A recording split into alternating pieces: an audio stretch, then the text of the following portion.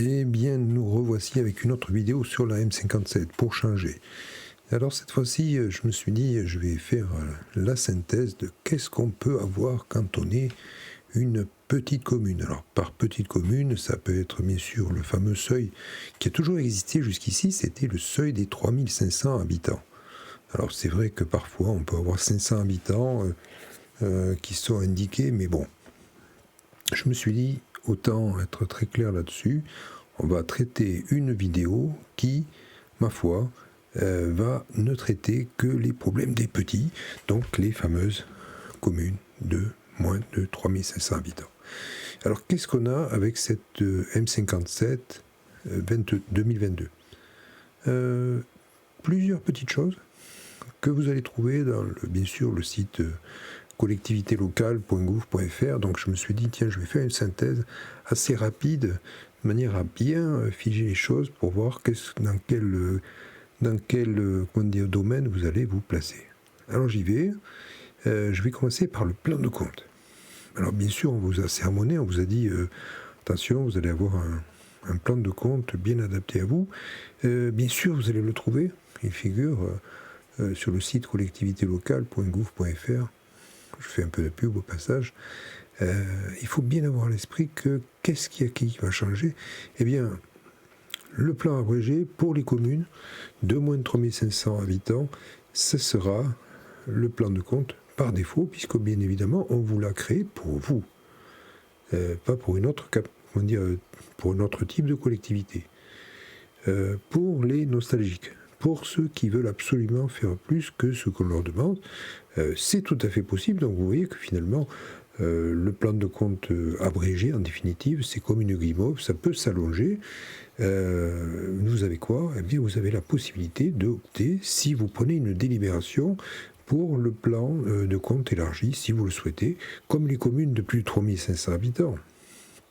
Mais alors attention, ok, vous allez avoir plus de possibilités dans les imputations, mais alors attention, il va bien falloir prendre en compte les niveaux de compte plus détaillés. Donc vous ne resterez pas à un niveau de 4 positions pour les comptes, mais plutôt 5. Donc à vous d'apprécier si ça vaut vraiment la peine de se casser la tête quand on est si petit comme vous. Alors, ok, la numérotation des comptes, au-delà du plan de compte que je viens de vous montrer, je le dis bien, on est toujours sur le principe de la numérotation la plus détaillée, ok, mais on raisonne sur un plan de compte par nature, puisque vous n'avez pas la possibilité de faire autre chose. Des aménagements, vous les avez. Et j'en ai repéré 2. Vous les trouverez notamment sur les comptes 64, donc la rémunération du personnel titulaire ou non titulaire. Vous êtes sur des comptes à 4 positions et non à 5, comme vous allez le trouver notamment dans le plan de compte élargi. Donc c'est un petit aménagement qui peut être sympa.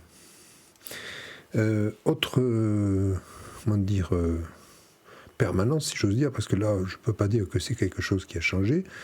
Le principe, c'est que il existe une présentation fonctionnelle pour les collectivités de plus de 3500 habitants.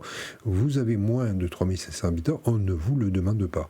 Donc là, par contre, ce n'est pas une nouveauté, c'est une continuité par rapport à la M14 que vous avez connue. Je vais changer de registre, je vais changer de thématique, je vais abandonner le plan de compte et je vais passer à la rubrique sur les amortissements. Alors, normalement, je rappelle que l'amortissement, quand vous êtes dans cette strate de population, c'est facultatif, sauf, et il faut le dire et le redire, donc là aussi c'est une continuité avec la M14, vous êtes donc obligé d'amortir les subventions d'équipement versées. Alors ceci étant, là je raisonne comme dans un régime de croisière, vous avez toujours été à 3500 habitants, vous continuez, seulement voilà, il y a des gens qui montent, qui descendent. Si vous passez à la catégorie supérieure, donc là, dès les premiers achats, vous allez devoir amortir. La question est la suivante, mais alors qu'est-ce qu'on fait si on était avant dans une catégorie inférieure à 3500 habitants ? Eh bien, l'obligation nouvelle ne vaudra que pour les communes qui ont quitté Et donc cette obligation ne vaudra que pour les futurs achats. A contrario, je pense aux collectivités qui avaient plus de 3500 habitants et qui tombent en dessous de 3500 habitants. Elles devront terminer les amortissements des biens pour lesquels elles avaient commencé à amortir suivant l'ancien régime plan de compte élargi. Et bien évidemment, les nouveaux achats, eux, seront dispensés de cette obligation d'amortir. Alors je parle pour tous les postes, sauf cette fameuse exception que vous avez sous les yeux, les subventions d'équipement versées. Alors, ok, il y a des amortissements, certes, qui sont donc facultatifs. Ce qui vaut pour les amortissements, ça vaut pour les neutralisations des amortissements. Donc, c'est sûr que vous n'allez pas neutraliser un amortissement que vous n'avez pas constaté.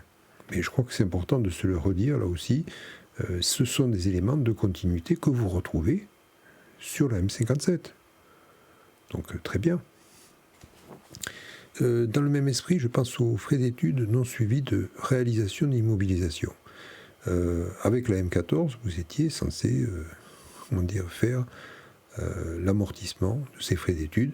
Alors je rappelle qu'il faut 4 ans, hein. Donc on compute les 4 ans qui suivent la date de terminaison de ces frais d'études. Eh bien, avec la M57, et vous le voyez, sortie de l'actif par opération d'ordre non budgétaire. Donc en clair, comprenez, il n'y aura ni prévision, il n'y aura ni exécution, ce sera une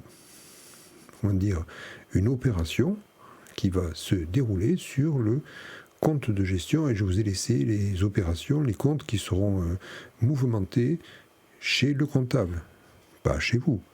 Alors il fera cette opération du 193 vers le 2031, certes, à condition que vous, ordonnateur, fournissiez ce fameux certificat administratif qui attestera quoi que l'immobilisation n'est pas faite.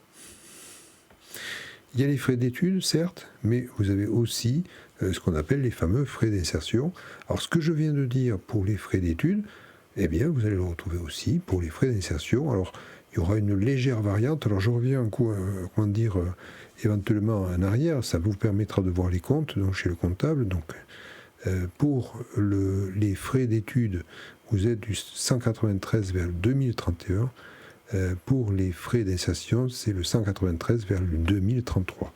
Donc là aussi, toujours pareil, vous allez fournir un fameux certificat administratif, là aussi, où vous attesterez que l'immobilisation n'a pas été réalisée. Les immobilisations corporelles par composants sont un apport de la M57 et on pouvait être inquiet à juste titre de cette obligation qui est générale. Hein. Eh bien, pour les collectivités de moins de 3500 habitants, là c'est très clair, c'est un régime du facultatif. Donc vous le faites si vous le souhaitez de le faire, vous n'êtes pas tenu de le faire, donc je pense que la majorité d'entre vous ne le feront pas. Je vais passer aux opérations cette fois-ci de fin d'exercice. Alors là aussi, je dirais c'est plus une continuité qu'autre chose, mais au moins c'est une confirmation. Les rattachements d'abord des charges et des produits. Donc je rappelle que c'est une opération qui concerne la section de fonctionnement. Donc si vous avez moins de 3500 habitants, il n'y aura pas d'obligation de procéder au rattachement des charges et produits. Donc tout gain. Vous allez rester sur une opération de caisse. Les charges constatées d'avance, c'est les produits à recevoir. Ça aussi, ça fait partie des obligations qui pèsent sur les communes de plus de 3500 habitants. Mais là aussi, continuité avec le passé, aucune obligation de le faire. Alors c'est vraiment sympa. Alors je terminerai mon exposé avec un point qui concerne beaucoup les communes de plus de 3500 habitants. Ces fameux événements post-clôture, donc qui se produisent après la fin de l'exercice et puis qui interviennent après la clôture des comptes, eh bien là aussi, vous n'êtes pas tenu de procéder à ces opérations donc d'événements post-clôture. Autant dire donc que le législateur a tenu compte de vos besoins, de vos limites, bien sûr, et je trouve que c'est sympa de passer à la M57 avec ces petits avantages. par rapport aux autres collègues qui sont par contre, eux, tenus d'appliquer ces quelques soulagements que vous avez obtenus en tant que commune de moins de 3500 habitants. Voilà, mon exposé est terminé. J'espère que vous avez apprécié cette présentation. Et autant le dire, c'est une opération que je renouvellerai avec les autres catégories. Donc je pense notamment, vous en aurez aussi quelques échos. Je pense notamment les caisses des écoles, les EPCI, donc des opérations qui vont, concerner quand même pas mal de monde encore. On n'est pas complètement lâché, on n'est pas complètement abandonné avec ces nouveaux principes. Eh bien, voilà, donc la prochaine vidéo, ce sera donc l'examen de toutes ces autres collectivités qui sont un peu à part.